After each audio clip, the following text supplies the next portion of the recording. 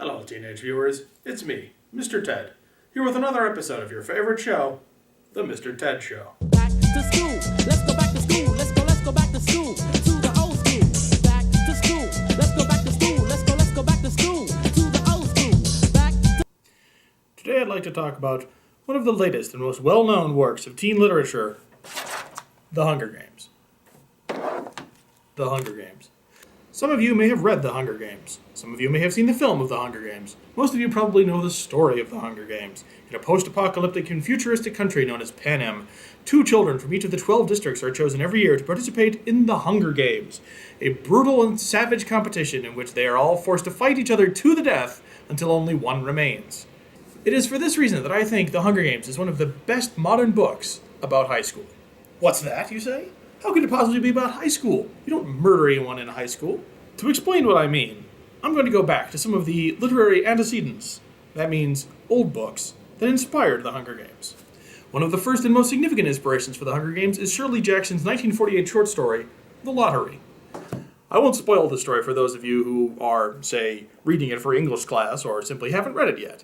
The short version is, this is a world in which everyone participates in something known as the lottery. The lucky winner of this lottery gets to be beaten to death with rocks by the entire community.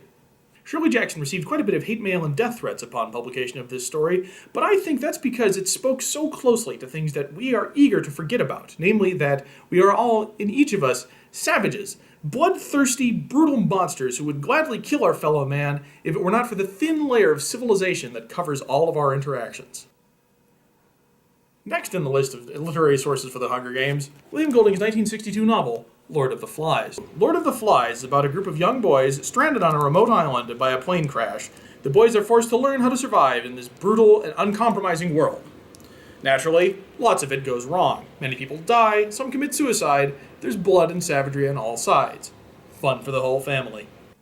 Golding's book also is about the inner monster in every human being, and the fact that, without the protection of civilization, we all might be killing each other, with or without rocks, simply to survive.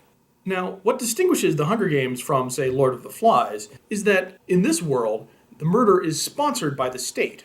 The government controls every aspect of The Hunger Games. They choose these children, they force them to fight to the death, and they broadcast the entire spectacle to the entire nation as a warning to everyone else. For these reasons, and many others, The Hunger Games also takes much inspiration from Stephen King's 1978 novella, The Long Walk. In the so-called Long Walk, 100 young men are forced to walk from the Maine-Canada border as far south along the east coast as they can, not stopping for more than a few seconds and subsisting off water and food substitutes given to them by guards monitoring them at all times. When only one competitor in the Long Walk is left, he receives the prize, which is anything he wishes. This is similar to the Hunger Games, in which the lone victor is given an unimaginable bounty of food, more than enough to survive for several lifetimes. Further inspiration comes from the 1999 novel Battle Royale.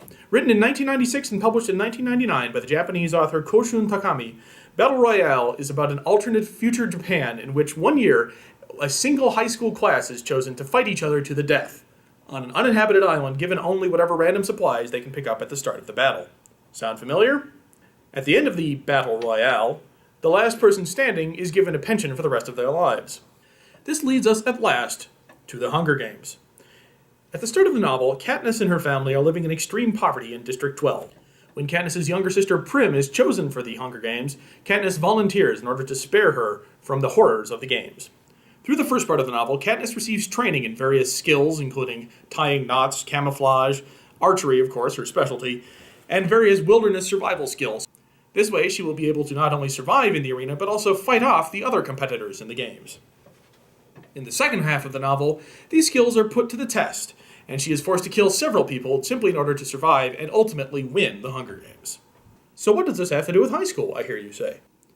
However, what's significant about the Hunger Games is not just that Katniss is forced to survive in a harsh and unforgiving world in which everything and everyone is trying to kill her, but that she's forced to do this while being watched at all times on national television. Think about it. She is in a situation in which at every minute she could be killed by any one of a dozen dangers. Poisonous flowers, tracker jackers, other competitors, of course, armed with swords, tridents, spears, etc.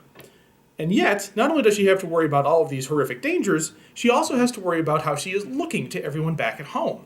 Does she appear a strong challenger? Does she seem too weak? Are people betting against her? Are they rooting for her?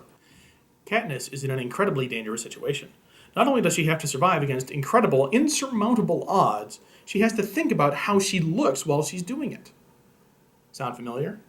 It's because this is similar to the situation you yourself, the viewer, are in every day.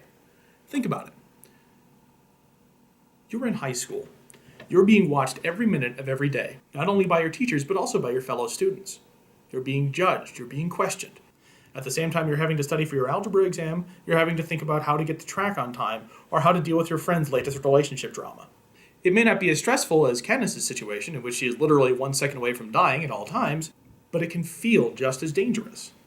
Have you ever felt like you're being threatened or challenged, and not just that, but judged at the same time? The Hunger Games are a perfect metaphor for high school. Not only are you expected to survive in an incredibly hostile world, you're expected to look good, not just good, but perfect, at all times. It's difficult. It's incredibly difficult. I know it. I went through it. Every adult you meet has been through it. And yet we've all survived, somehow. So remember this. The next time you feel threatened or challenged, or as if you're being judged in the halls of your high school, every other person you meet is having the exact same experience. We're all just as frightened as you are sometimes. Katniss's world is hostile and threatening, and so is yours. But at least in your world, the odds of surviving are much higher. This has been another installment of the Mr. Ted Show, starring Mr. Ted. So until next time, keep reading. Now that sounds stupid. High school never